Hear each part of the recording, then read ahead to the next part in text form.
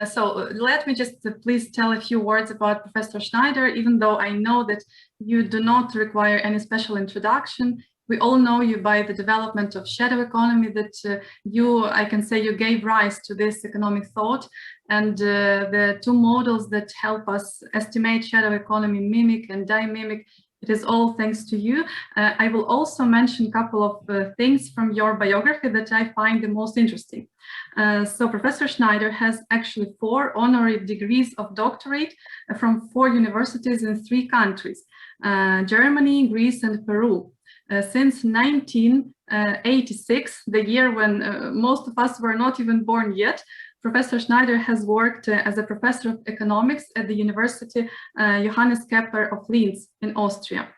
Since 2006, Professor Schneider has been a research professor at the German Institute for Economic Research in Berlin, Germany. And if I start counting institutions for which Professor Schneider worked as a consultant, maybe I will spend all the time of the lecture. So I will name just few: Federal Austrian Ministry of Economics, National Central Bank for Germany, Austria, European Commission, and World Bank. Finally, Professor Schneider has written at least 78 books, at least 216 articles in scientific journals, and at least 189 articles in edited volumes and readers. So on this note, I really want to thank Professor Schneider for accepting my offer to speak in front of our students. I agree this is extremely honorable opportunity for us. To be honest, even once I applied to one conference just to be selected there to listen to a speech of Professor Schneider. We have an amazing experience today, and let me give a floor or a screen to Professor Schneider. Thanks a lot for the kind introduction. I will start now the presentation. I have chosen the title Shadow Economy, Undeclared Employment Around the World, and a focus on the Ukraine, on your country. What I know not so much about your country, but I know a bit. And the subtitle is The Current Knowledge and First Consequences of the Corona Pandemic. At least, I don't know how serious it's in your country, but in a lot of European countries, Corona and the induced severe recession has had a huge impact on the shadow economy. But I will come to this. What I want to show, after a short introduction, I will make some theoretical considerations about why do people work in the shadow economy, what is a shadow economy. Then I will make some estimation methods about the size of the shadow economy, how you can do it, how you can measure something which you do not directly observe. In part 4, empirical results, I will show you the results of a shadow economy in percent of value added. So that's the goods market. And I will show you worldwide and for the Ukraine, and I show you what are the most important drivers of the shadow economy. In chapter 5, I will show a bit the size of the informal employment, because it's also a huge, huge issue. And in 6, I will come to some policy measures, and if there's time left, I have some few more results in the appendix. Now, what is a shadow economy? It starts that we do not have a single unique name. It's a black economy, cash economy, informal economy, criminal economy. So there are a lot of words. I intentionally would like to name it shadow because it's work in the shadow, hidden from state supervision, hidden from paying taxes or follow government regulations. My lecture is threefold, has 3 major goals. First, to present the size, and before I say a little about the shadow economy, the size and development shadow economy of 150 countries all over the world, and of Ukraine and her neighboring countries, to show the size of the informal employment worldwide and to discuss with you policy measures to reduce the shadow economy and informal employment. And then I will make some preliminary remarks about the effect of the corona pandemic. As I said, shadow economy has many names, and I said already this, and that's one problem, because I strictly limit shadow economy activities to value-added activities, not to classical crime activities like being a drug dealer, a burglar, a theft, or whatever. I also try to avoid to capture neighbors or friends' help, do it yourself, yeah. And the huge area, which is also in your country quite large, is the agricultural sector, where you have a more or less perfect mixture of shadow economy activities, of family activities, of do-it-yourself activities, and of course, legal activities. So it's quite difficult to know what the true size of the shadow economy is, and it starts with a definition, and unfortunately there is no accepted definition all over the world. I define the shadow economy, as I said, as a value-added activity, and it always applies for informal employment, or you could also say shadow employment. And why is it in the shadow? Because of the following four reasons: avoid payment of income, value-added other taxes, to avoid payment of social security contributions, avoid having meet certain legal standards, that's minimum wages, maximum working hours, and other standards. And of course, avoid complying with certain administrative procedures. Underground activities are all illegal, fit the characteristic of classical crime activities, as I have written here, like smuggling, burglary, drug dealing. Of course, I'm aware that I can't separate this. Yeah, smuggling is in your country a big issue. Yeah, especially to Romania and to other countries, or to Poland. It's a big issue. Yeah. Like Belarus, also you produce quite cheap cigarettes, and cigarettes are high tax in all over Europe, so it's a very great incentive to smuggle it. So what is, I'm just saying this, that I'm aware of this. Then informal household and do-it-yourself activities normally take place, and quite often have the same reasons. You don't hire someone who repairs your machine because it's too expensive. You ask your neighbor, or you can do it yourself. Yeah, so, but in principle, these two activities should not be included, but quite often they are. As I said already, what are the major reasons why people work in a shadow economy or engaged in shadow economy activities? And in brackets, you see the expected signs, which I have later used for when you see econometric results. It's most important is tax and social security contributions. It's also the most important because it's most easiest to measure. You always find a variable percent of public revenues in percent of GDP, with or without social security contributions. Intensity of regulations is much more difficult to measure. We have various indices, but they all have their strengths and weaknesses. Also, if the state provides a good service, people work less in a shadow economy. If the service is bad, it's the opposite.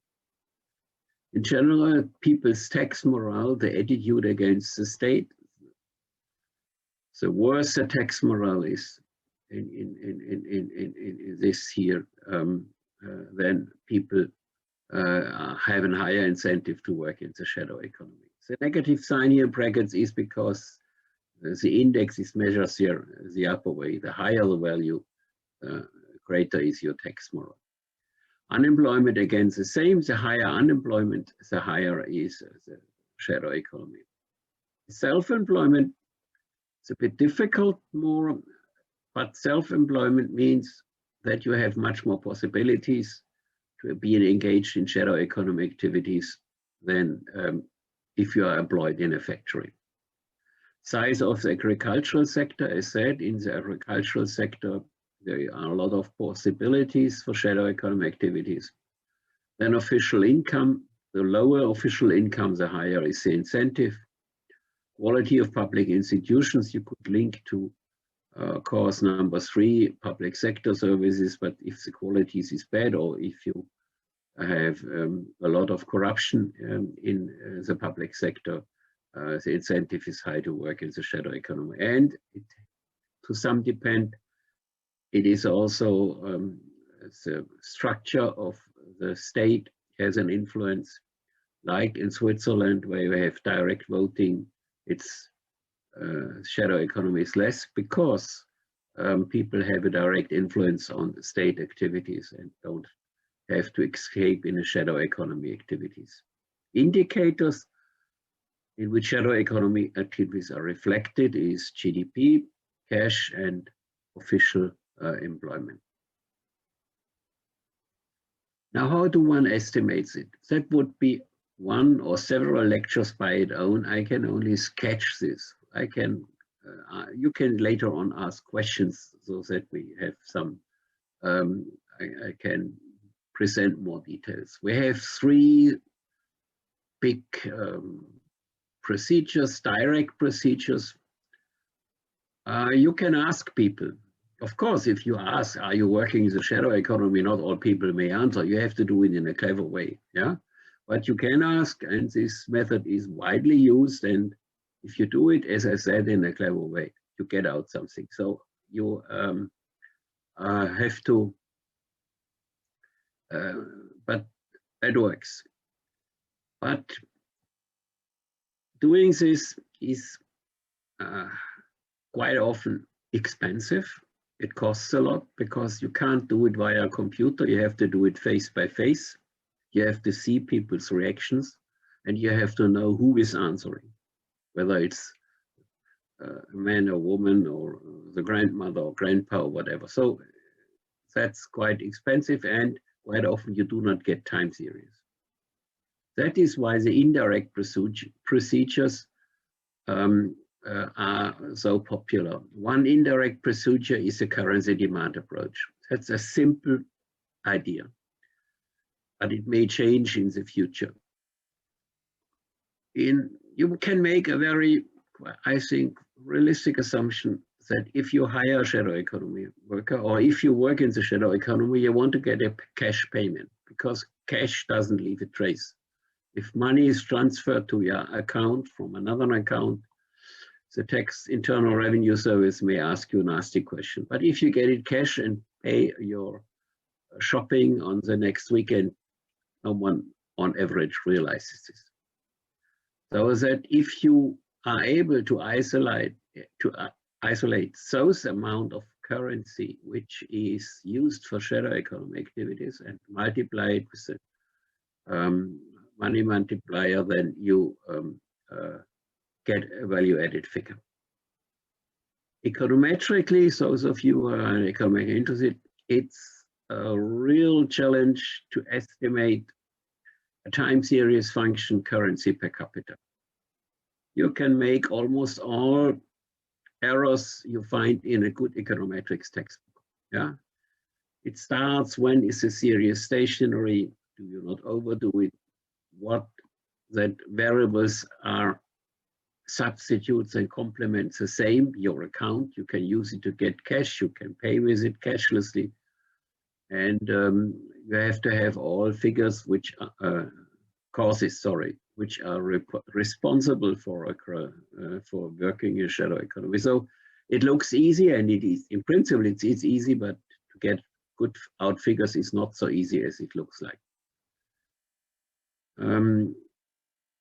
The last statistical models that use the shadow economy, which is true, as an unobserved latent variable. You can't directly observe shadow economy. So you have the idea, I have certain indicators in which shadow economy activities are reflected, and I have certain causes which drive a shadow economy. If I can statistically link the causes with the indicators, I might get out a figure about the shadow economy. That's the multiple indicator, multiple causes method, MIMIC. The path diagram of a MIMIC model is shown here. Yeah, so that you see what's the idea behind this. And you see the expected signs. The higher the taxes, the higher is the shadow economy. Yeah, the higher the shadow economy, the lower is official employment quota. And the higher the shadow economy, the higher is the change of local currency per capita, because you need extra currency. So that's the idea, and that is the method I will use to estimate the size and development of the shadow economy.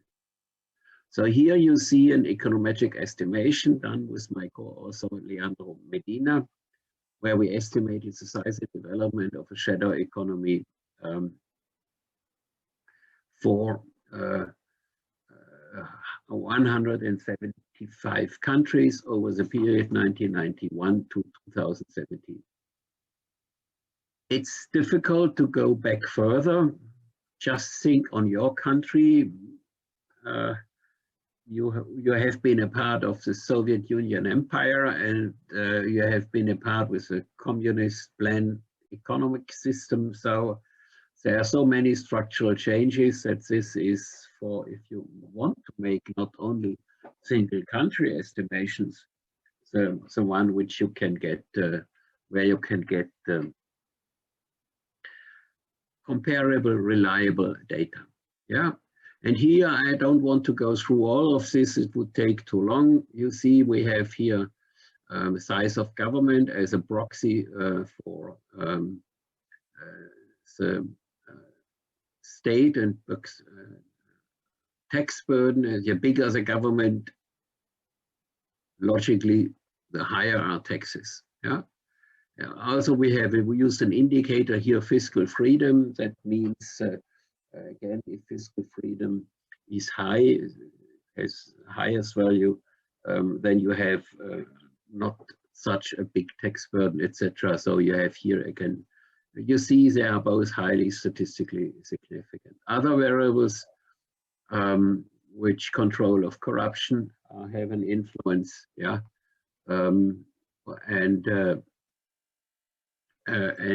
so that's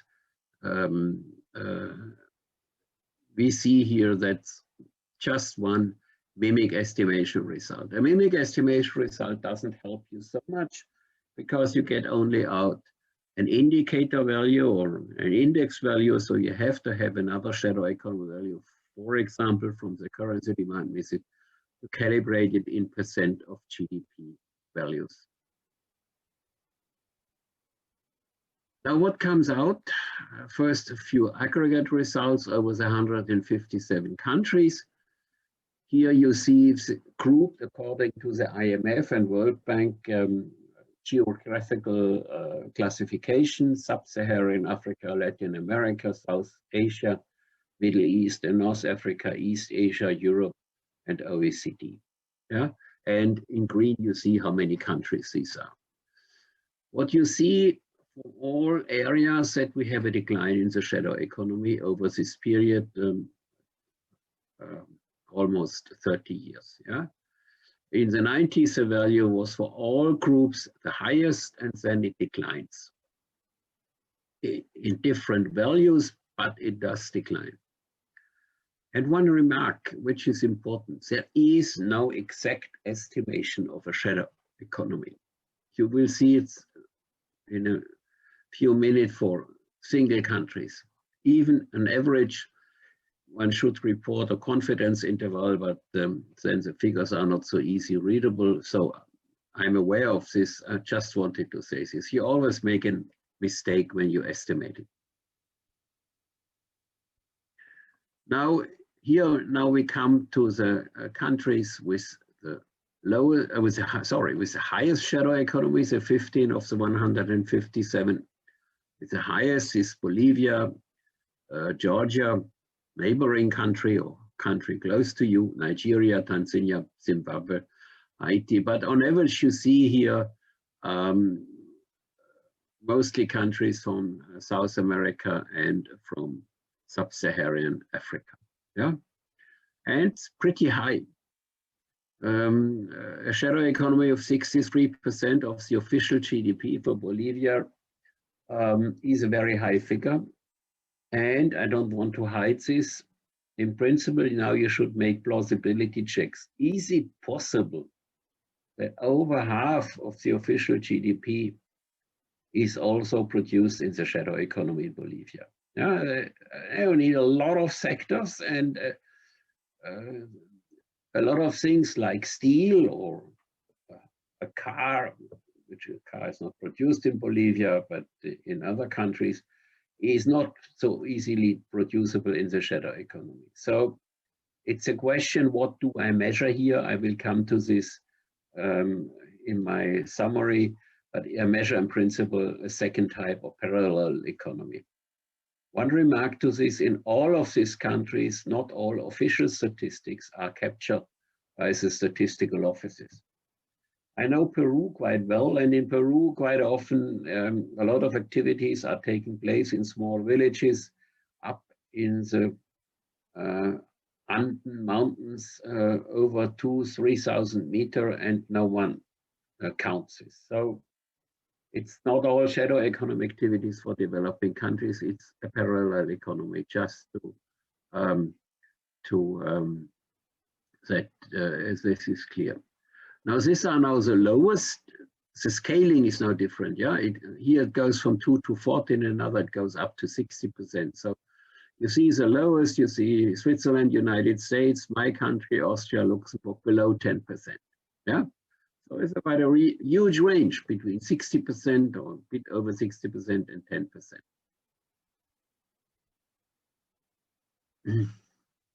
And here you see the average size of the shadow economies of 20 European countries, including your countries. And I don't know whether you like it or not, but your country is by far the highest, followed by your not so much loved neighbor, Russia.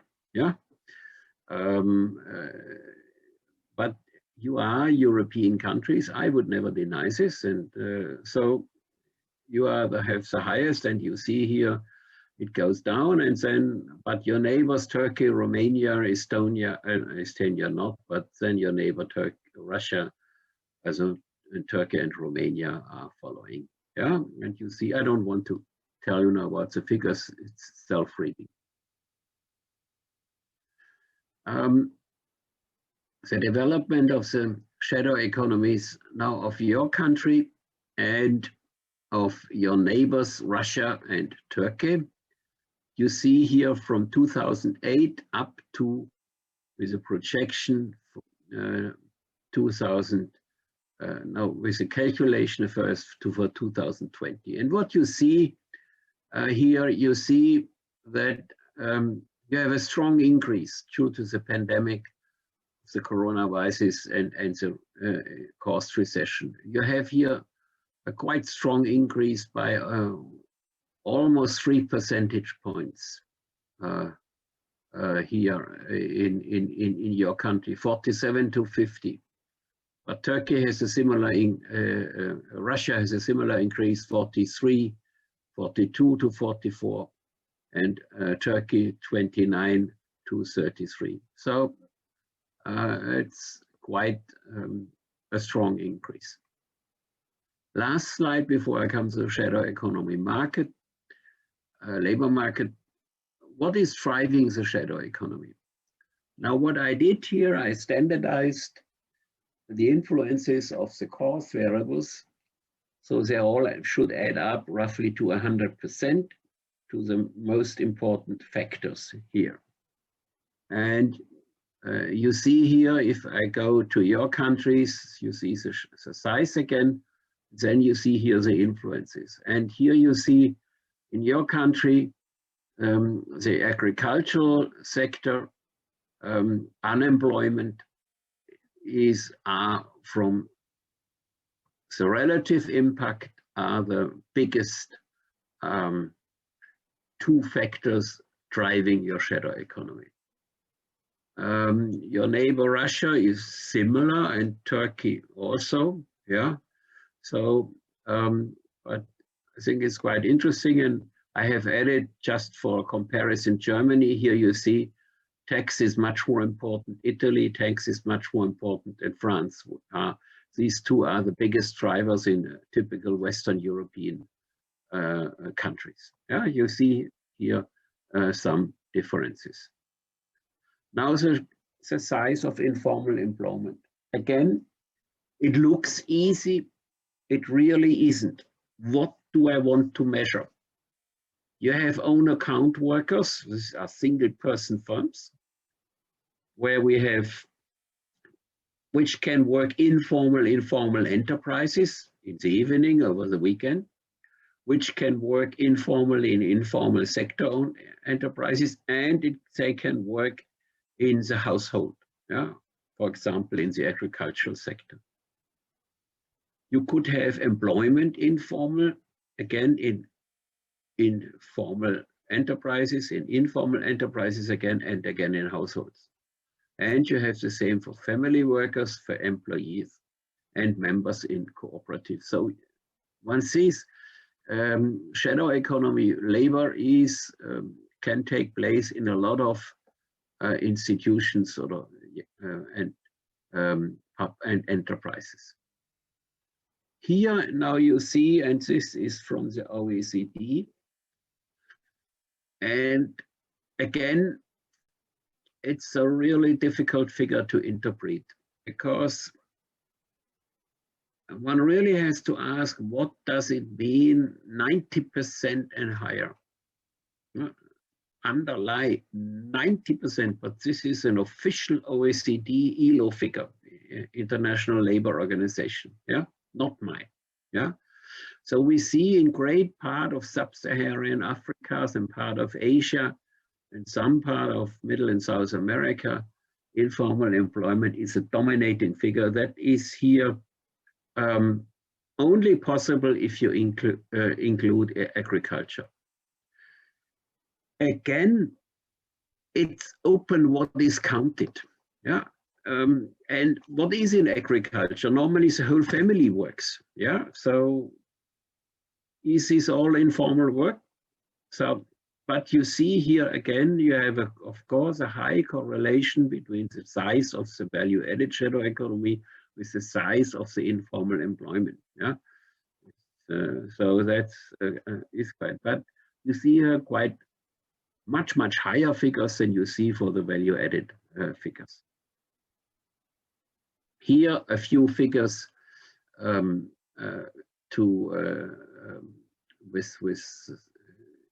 figures and not as a picture. Again, Asia and Pacific, Sub-Saharan Africa, Latin America, here you see total, and also disaggregated to men and women, yeah. If we go to Eastern Europe and Central Asia, it's 37%, not so high, yeah. And Sub-Saharan Africa, all Sub-Saharan Africa is much higher, and you see here the outlier in a positive sense at South Africa, yeah, where it's much lower, but of a highly developed, one of the few highly developed African, Sub-Saharan African countries. So that's also, I think, we see here there are huge regional differences. Also, what is quite important is the share of informal employment by education and sex. Yeah? again, one sees here, as for development aid and for every country, education is everything. Yeah? And you see it here, no education, you have by far the highest values, more than 90%. And tertiary education, a university degree, like most of you will or already have, it drops down dramatically. Yeah? There is a statistical fallacy. One should also see here the amount of people who have a tertiary, a university degree, of course, are a tenth, 50s of the whole population. So one should take this into consideration, but you see a very nice general trend here. The better the education, the lower is the informal employment. Now, come to some policy measures.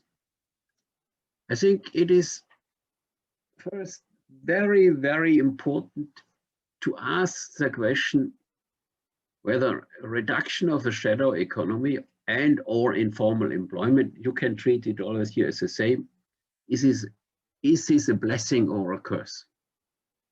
Does it really help a country?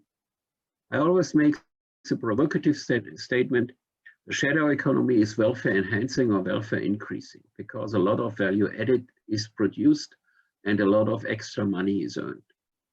For a lot of people, this money is the only one they have. So one should not just say it in a simple black and white, these are the good guys who don't work in the shadow economy and the other are the bad ones who work in the shadow economy. Now, to answer this question, if one assumes that roughly 50% of our shadow economy activities complement those of the official sector, meaning those goods would not be produced in the official sector, the development of the total official or shadow economy is always higher than the pure official one. Then you have an increase in welfare because with the shadow economy, you are richer or you have a higher GDP. And it's normally so that the poor people and not so rich people work in the shadow economy. So middle class and poor people profit most from it. So also from a distributional issue, it is it can be welfare enhancing. A decline of the shadow economy and formal employment will only increase the total welfare in every country if the policymaker succeeds in transferring the shadow economy into the official one. So if all these activities are not lost by strict laws or by throwing people into prison, but giving an incentive to them to work, to do this work in the official economy, then that might be the best policy strategy. So the policymaker has to favor and choose such policy measures that strongly increase the incentives to transfer the production and labor market from the shadow economy to the official one. Only then the decline of the shadow economy and informal employment will be a blessing for the whole economy. Having this in mind, I make the following policy suggestion in a second. Just to show you the interactions between the shadow economy and the official economy. So that one sees that the story is not so easy. We always have a plus and a minus. The red arrow is a negative impact. The green arrow is a positive one. Yeah. Of course, the shadow economy influences the tax system. Yeah? If the higher shadow economy, on average, the lower are the public revenues from taxes. Now, the revenues from taxes for the public sector, I wanted to say. So public policy to finance public goods services impaired, so economic growth may be negative if the state infrastructure cannot be financed. But on the other side, you have additional tax revenues if the shadow is complementary, as I said, and roughly half is. Extra income is generated, which is at least partly spent in the official economy. So whether the red or the green arrow is dominating has to be investigated country by country. Now, from the allocation sector, shadow economy is quite often more efficient, use of scarce resources because you work extra. Incentives for firms, individuals stimulate creativity, innovation, and enlargement of market supply through additional goods and services. This is especially true in the agricultural sector. Negative cost advantages for users acting from shadow economy will lead to ruinous competition for firms in the official sector.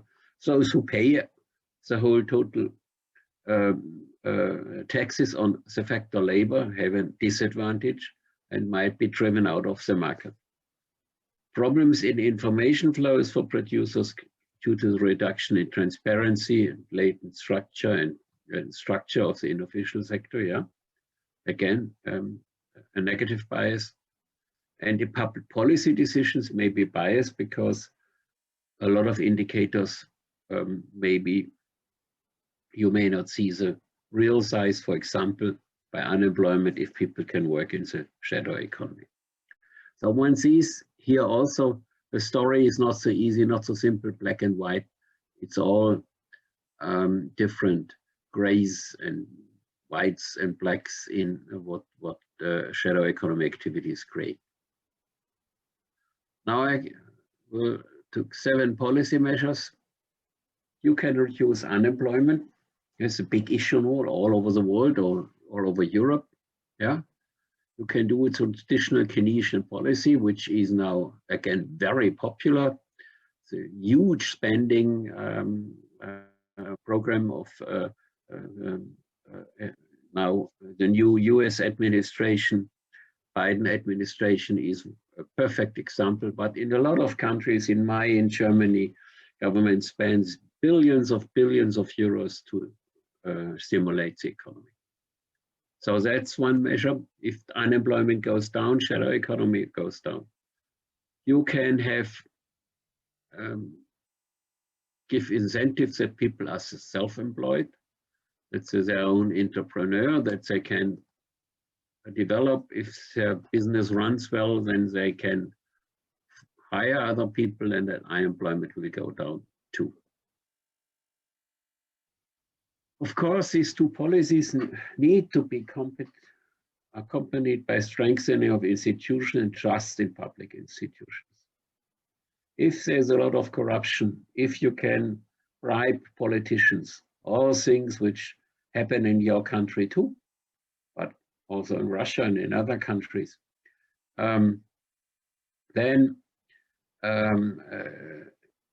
shadow economy is increasing, because quite often it's the only way to avoid paying high bribes. Of course, one could reduce overall taxation, but that's not so easy, especially in these times where you have huge public deficits.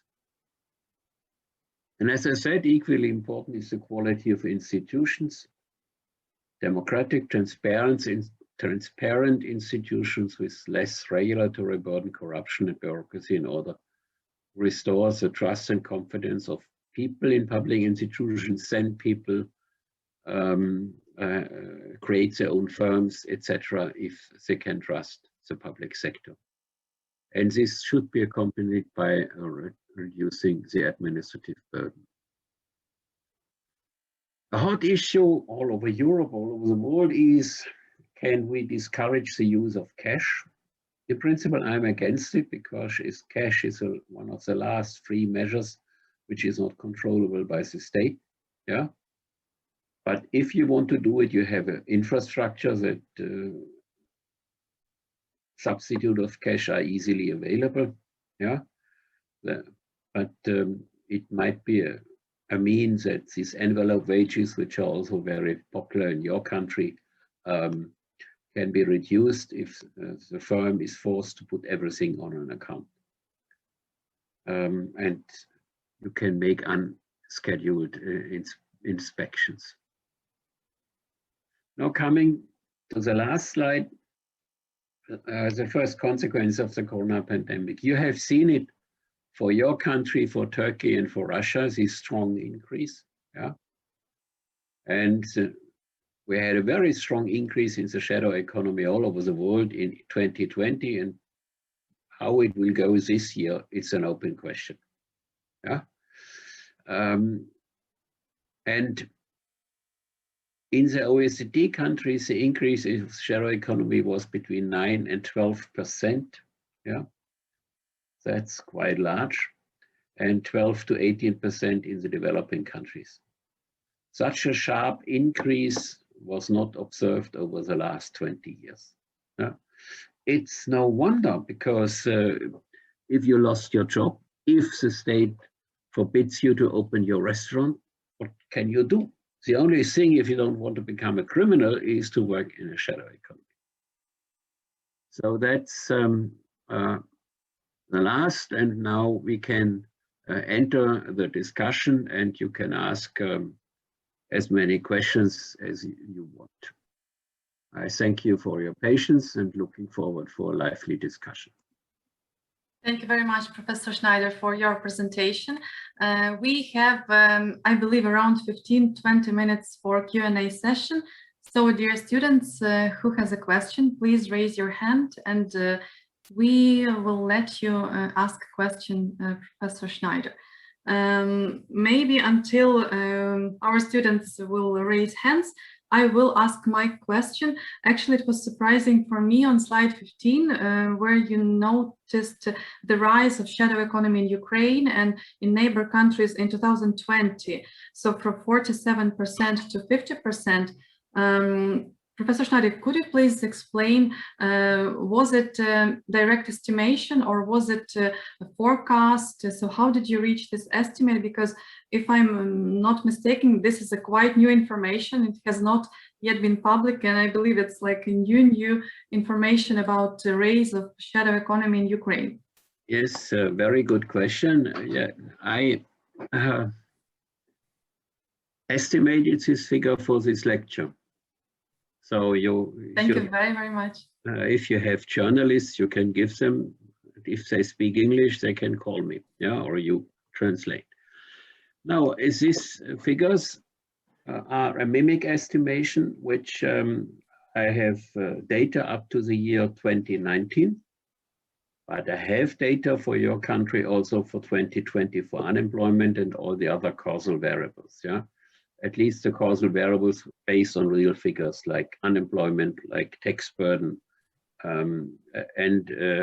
If a cause variable was missing, I extrapolated it for 2020. Yeah. So that is here's a procedure, and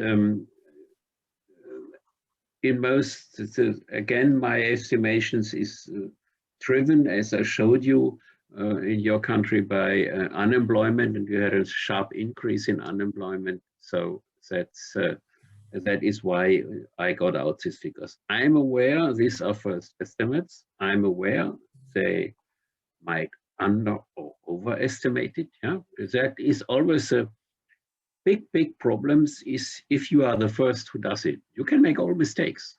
Of course, so I'm very open to this. Don't say this is now the only real development. It's an attempt to do this, but the method was used was mimic. The econometric estimations covers the years 2018, 2019 where possible, and then I made a forecast like your economic institutions or government makes a forecast for this year or for last. Perfect. It's even a bigger honor for us that you not only prepared a great presentation, but calculated shadow economy of Ukraine for our lecture. So tomorrow, all TV channels and news will have, this number. Do they listen? Do the TV channel listen to this lecture? But you can publish them. Yes, you quoting me, you can publish all figures. Thank you very much. We do have questions already. Yaroslav, you are the first one. Please, you have the microphone. Good day, Professor Schneider. I would like to ask, how do you think if the coronavirus crisis leads to increasing of amount of shadow economy, and how does it work? Can you repeat what? Coronavirus crisis leads to increasing of amount of shadow economy sector. No, I'm not the coronavirus. The coronavirus in principle did the opposite. If you lock down a country, you lock down all the shadow economy activities. If you forbid to visit your neighbors because you are in a lockdown, nothing happens. Yeah, but after we had in all countries, also in your countries, we had a period where everything was locked down, and we had a period where it reopened. Yeah. And in this period, then people urgently need money. You can imagine, yes, they urgently need money because they didn't earn anything or very little when they were unemployed or when their business was closed. So the severe recession caused by the coronavirus is the major factor explaining the increase of the shadow economy. And that makes it so complicated to do serious calculations for the shadow economy, because I have to make an assumption: was how severe was the lockdown? How strictly was it followed? Couldn't you go to your neighbors and do some work where no one visits, no one can see this? Difficult. Yeah, on the countryside, much easier than in the big town where a lot of labor see what you are doing, etc. So, but the result is really unique, that due to the corona pandemic and the recession which followed the pandemic, the shadow economy increased. Thank you. Thank you, Professor Schneider. Vitaly, you have a second right to ask a question. Good afternoon, Professor Schneider. Thank you for the lecture. And my question also relates to the mechanism, how the crisis affect the shadow economy. And now we see that Excuse me, can you speak a bit louder? I have great difficulty hearing what you are saying. Not okay. Your English is good, but it's not loud enough. Okay. The effect of crises on shadow economy, and we see that after the recession there is a rise in shadow economy. Yes. But can we attribute the effect just to the recession? Because we know that when the enterprises it doesn't seem that there will be a lot of demand for their production, they seem to lower the demand for employees and first of all for people who work for envelope wage, and maybe it also affects the lowering of shadow economy, and how it affects also. You touch also a very important point. You and your neighbor Poland, and maybe also in Russia, envelope wages are very popular, and they are not so popular all over Europe. Yeah. And here, of course, an employer has a very powerful tool. He can say to his workers, look, we are in a severe recession. I lower your envelope wage too. And this happens. Yeah. So they earn even less. Mostly the envelope wage rate is below the minimum wage rate, quite often. Not always, but quite often it is. Yeah. It depends how good you are and how good your education is. So then, but again, for the incentive to work in a shadow economy becomes even bigger, because let's say if you earned before 500 currency units and now you get only 300, then you work more hours to catch up to 500. Yeah. So there are a lot of reactions and such investigations, and to show whether this took place, I could only make country by country. So if I would have good data for your country, Ukraine, if I would know the envelope wages and have wage rates and have some knowledge by questionnaires, whether it was reduced, one could take this into consideration. But normally I don't have even a figure how large the envelope wages are. Yeah? I only once participated in a study for your neighbor country, Poland, and there the envelope wages on average were roughly a third of the income of these workers. Yeah? I don't know whether this figure holds for your country. Maybe, I don't know. But then there's a tremendous tool for employers. On the other side, if an employer has a lot of things to produce, he might increase them so that they're worth more over time. Thank you for the answer. Thank you very much. Alexandra, you have a next question. Yes, first of all, I want to say thank you for the lecture that we have had. And my question will be, all the financial activity provided with cryptocurrency, which is quite popular today, are hidden. As a result, there might be a risk that people will tend to hide their economic activities with the help of this cryptocurrency. So I would like to ask your opinion about this. How do you think this new form of money will, affect the level of shadow economy around the world? Will it grow up or go down? No, a very, very good question. That is what I said, my remark, and I forgot to take it up again in my in the last sentences, my policy conclusions.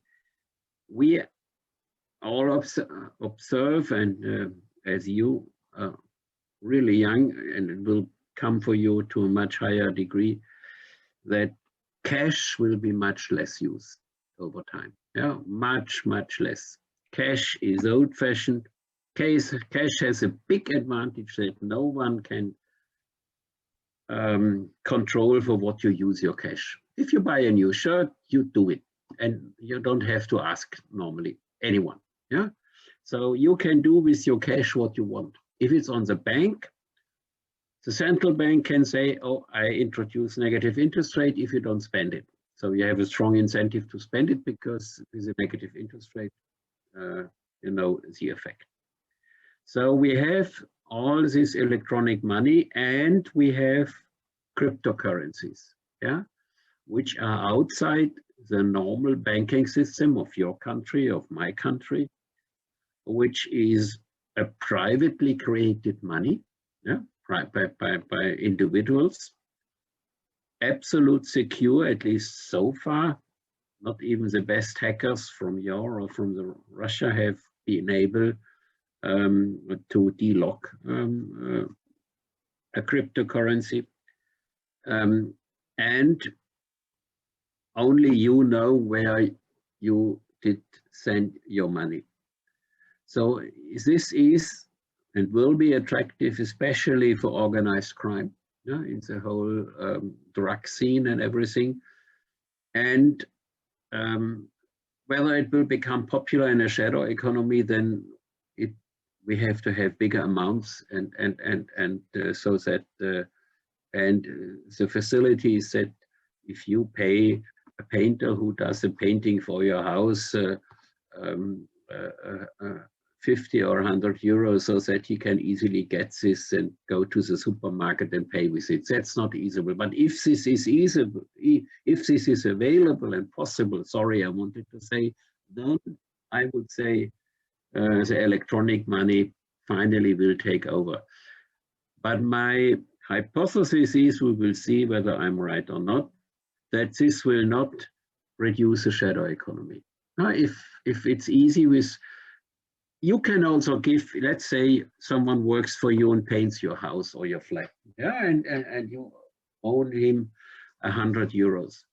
You can say with him, okay, either you give him a prepaid credit card, or you say, I go shopping with you next weekend, and the first 100 euros I pay with my credit card. It's not forbidden. No? You are a fool if you do it, if it's not a reason, but it's not forbidden. Yeah. So,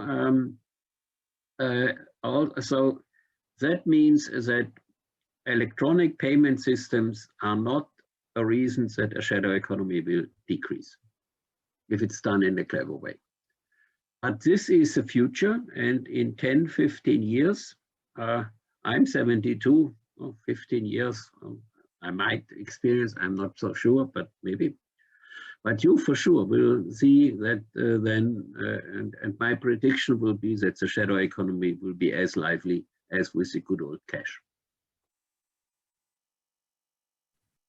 Thank you very much. And Valeria, I think let's add 2 more questions. So Valeria, maybe one more student, and then I think we will thank Professor Schneider. So Valeria, now you have your hand. Good day, Professor Schneider. Thank you for the lecture. I had a question. Actually, you mentioned that quality of institutions as a policy measure against the shadow economy, and that should be more transparent with less corruption. I understand that it's not day changes, probably decades or even more, but about Ukraine, what is from your side a perspective of reaching exactly that level of confidence of people in public institutions? I mean, what should be done for that? Thank you. Again, also, I really very much like discussing with you. Very good question. I think the biggest challenge for your country is to have trustful, honest public institutions. Yeah, you have made not.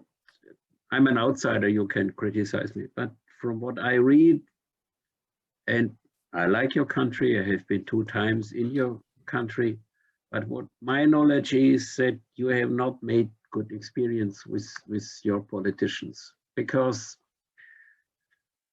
most of them, or a great part of them, I have to be careful, are very selfish persons who have the only goal to get rich, full stop, to get rich at the cost of people. Yeah. Yeah, that's, we observe all over the world, so your country is not special in this, yeah, but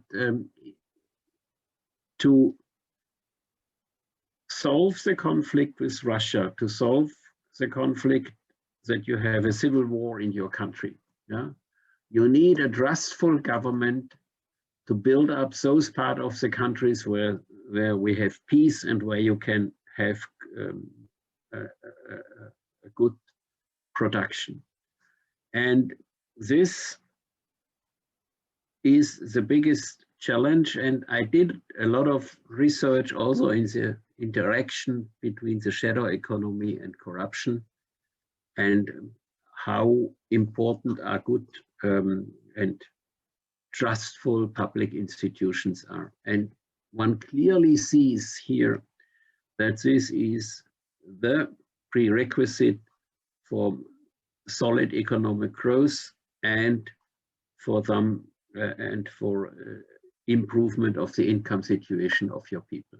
Yeah, and so that is for sure the biggest problem to do this. It's a long-term process, because it's not so easy to change it. You don't make this and you have a good institution, yeah, or a trustful government. Yeah. So I think this is one of the big challenges for your country. And look at your neighbors, look at Georgia, look at other countries where you have similar problems. Yeah, you have the big advantage. You are in principle a democratic country. Yeah, your neighbor Russia is not. Yeah, by no means. Yeah, that I don't think we have a dispute on this. Yeah, you can say we have to improve our democracy too, but in principle you have a democracy. Yeah, that's and you have a press and other journalists who can say this is not done and this is not okay, and so it comes to the public and a public debate is created. Yeah, this is really a first necessary prerequisite for a better institutions, but it would be a long way, and one, as I said, to tackle these questions more intensively, I would have to make a study of your country, over since the 90s, or since 1995, and then I should disaggregate your country in your provinces. Yeah, the eastern ones I can't use because there is a civil war where it's not so easy. Yeah. But the other ones one could, and then one could see what is driving the shadow economy and where is corruption occurring, to what extent, and then one could make better policy recommendations. Yeah. So I made here only very general, I'm aware of this very general policy recommendation saying you have to improve it. That's a simple question. It doesn't help you at all, because you could immediately ask how. Yeah. And the other thing is, hopefully, I don't know so well, but is improving education. If you educate people, if people start to think, if they can carefully read, and if they read foreign news, etc., then people get more critical. Yeah? A lot of government don't want this. Yeah? You see your neighbor Russia. Yeah? If you have very critical people, they lock them up as so quickly you can't follow them. Yeah. So education is another very, very important thing. Yeah. All of you who have an university degree are critical. Yeah? Elsewhere you wouldn't get a degree. Yeah. And if you are critical, that's the best way what you could also do for your country. And ask nasty questions. Yeah. Ask nasty questions. In some countries, this is high risk. Yeah. In Russia, it is high risk. Yeah. In your southern neighbor Turkey, to some extent also. It's high risk if you do this. So you have to be very brave to do it. And I really admire the Russian and Belarus people, what they are doing. This is not, it's not something, I'm very skeptical whether I would so brave to do it, yeah? to risk my life for a public good. Good public institution is a public good. All benefited and you pay the cost, yeah? If you be thrown in prison. So yes, but the only way is a good education also. That would be here in this respect my last remark. And if we have better times, if one can travel again, I can offer you to come to your university and give a lecture, and we could have a better discussion. Thank you very much. Thank you very much, Professor Schneider. We have 2 more hands. Dear students, please let's not raise more hands because we will not have an option to ask more questions. So, Igor. Unfortunately, I don't have a webcam. I hope that won't be a problem. My question goes like this. I'll go fast. What to do if there are many precedents or problems in the former USSR countries? Their dirty cash is laundered by using fake banking structures to buy property in developed countries, thus making this money legal. How to deal or fight with this large outflow of money from the country? I don't have the estimates for your country, and I'm not aware which currencies you have in your countries. So I can't really answer your question. And quite often one must say to have US dollars or euros is the only way for this. I know from 2 trips with a business organization in your country to make business, yeah, because the bank may be very rigid, so then you have a certain additional flow of money, yeah, to do business. But this is also used for pure crime purposes, and to differentiate between what is value added, creating business, what is pure crime activity is very, very difficult. But I'm sorry, I don't have the knowledge for this for your country. I know that there are currency streams, especially from the neighbors, European Union, but you have the 2, the US dollar and the euro. But I have not seen figures how large this is and where they come in the country, from which sources, etc. Yes, it is extremely difficult to estimate. I even don't really know where we can find this data, but maybe we can discuss it with our students later. And Daria, we will let you ask the last question. Yes, thank you very much. I hope you can hear me well. So I would like to ask a question about the aspect of digital shadow economy, because as one of my colleagues says about cryptocurrency, and now we have, because of coronavirus, this is one of the reasons, the broad development of e-trade and some IT sphere. So maybe is it more complicated to detect and prevent the cases of digital shadow activities? And maybe, Professor Schneider, you have some forecasts or prediction about digital shadow economy?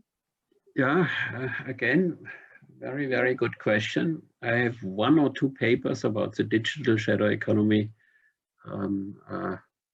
If your teacher can write me a mail and remind me so that I don't forget it, I'm sorry. I will send it to you. But it's again even more difficult, because normally with the shadow economy takes your country, Ukraine. No? We have a country, we have a border, we have a national account, what is produced in your country, with all the errors, but you have, at least we have this. But a digital shadow economy could mean that all the computer work is done in Belarus. Yeah? Maybe even cheaper than in your countries. Yeah. So what is then the value added produced of the digital shadow economy in Ukraine, and what is abroad? Yeah. In the Baltic countries, I was involved in this. Is why I have the 2 publications with colleagues from them. They were forerunners in the European Union with in digitalizing the economy. Yeah, and they said, okay, if everything is done via computer, voting, everything, and a lot of activities is done via computer, then shadow economic activities must be done also via, I mean, with digital, with a laptop. Yeah, and we got out estimates, but then I had really some doubts. Can we draw a national boundary around this? Yeah, would it not be more useful to make it by items, let's say web pages? Yeah, the web page, firms need a web page, an interactive one, and it costs something. Yeah, so there is a very high incentive to do it in the shadow economy. Yeah, to have a percentage figure how many web pages in a countries are produced with digital shadow economy activities. I'm very skeptical whether we can say the digital shadow economy of Ukraine is 20%. I don't think this would work. Yeah. What if these 20% are 10% are abroad? Yeah, then the figure wouldn't help you. But if you would say the digital shadow economy in web pages or in delivering services to make the software is 30% or 40%, that it might be a more reliable figure. And then the question is open whether this was done abroad or was done in the Ukraine, but the web page is used by an Ukraine firm. Yeah. But I must say it's a good topic, but we are in the very beginning. There are not very many papers doing this because they all face the same problems. And also, last remark, it's very difficult to get data. Yeah, you can, again, you have to use a questionnaire, and you have to do it in a very tricky, clever way. So that you have an idea how large the size of a digital shadow economy in certain areas is. Yeah, we started in Lithuania and in the other 2 Baltic states with the web pages, and here we got out, especially for small firms, for startups which don't have a lot of money. It was almost 70% that they had a shadow economy produced web page. Yeah, by established firms who want to have a warrant on it. So if something is not working, then you can go to the firm and say, look, it's not working, you have to fix it. Yeah, that you can't do with a shadow economy web page, because you do not have a legal right to take these people to court. Yeah, if it doesn't work. Yeah. So the more established the were, the lower was the figure, and it shrink down to 20, 15, 20%. Yeah. Again, you see how difficult it is. So you have then also to evaluate the stage of the firm. Is it a well-established firm? Is it a startup, 1 year old? but who has to have a web page, elsewhere nothing will work. They are all very tricky questions with digital shadow economies, but for sure it's a very worthwhile area to do research. If I found the papers, I will send it to your teacher. Thank you very much. I will definitely remind you about this paper, because it's something that interests me as well. Well, let me please ask the last and very short question, Professor Schneider. Now we live through a new time of recession and the corona pandemic and lockdown. How do we take into account this factor in our econometric models? Because it will be a huge change in estimations of shadow economy and informal employment and wages and Mincer function estimations. Do you use it as a binary variable, as a dummy? How will you do it in Mimic? Yeah, that's from a methodological point by far the best question. Econometric is not good on average as time series econometrics, not other one. Yeah, time series is not good with structural breaks. We are very bad, I wouldn't say, but underdeveloped on this. Yeah, we help each other with dummy variables, but dummy variables, as the name is saying, you just make an assumption that's a structural break, take a dummy variable, full stop. You don't explain anything if you have a 0, 1, and then the 1 pops up with a high significant value. Yeah, you have to have a economic theory or hypothesis behind it, not just saying, oh, now we have a pandemic, let's make it as a dummy. So that's, and I saw it from my attempts to do it in also for other European countries. To model this with yearly data, when let's say we have a growth rate in Austria in 2019 of 3% and in 2020 of -8%. Yeah? And that's a nice jump. Yeah? That all of you would agree. Yeah? Or in some countries even higher. Yeah? You have, I think the biggest difference is China, which was about slightly positive or slightly negative in 2019, in 2020, and 8% in 2019, or other countries. So from time series econometrics, and if we can't model it with more disaggregated data, for example, on a quarterly basis, yeah, the best thing is to estimate for simulations and calculations of the current of the shadow size of the shadow economy. I always make two estimations. I estimate up to 2019, where we had normal times in quote. Yeah, and then I make an estimation also up to 2020. And quite often, what you see, a lot of coefficients are crazy or have much too high positive or negative values. Then I make simulations then for the year with and without the year 2020 and see how large the difference is. Yeah.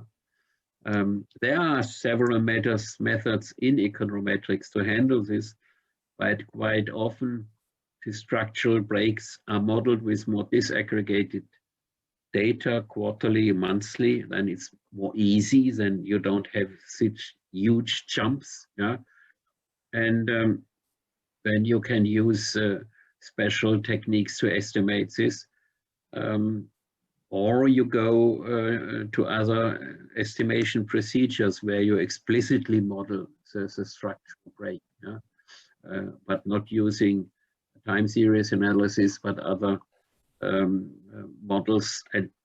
But as my shadow, the cause and indicator data is mostly fixed on a year basis, yeah. I'm very limited in doing this, but this is a very good question, and I can't give you a satisfactory answer, honestly. We all need to work on it, and we will find a solution, definitely, researcher. Yeah. Okay, I believe we can finish right now. I thank you really so much for your presentation and for not less interesting Q&A session. I'm sure our students will be so happy and are happy already. Thank you so much, and we wish you all the best with your health and in your professional career. Thank you.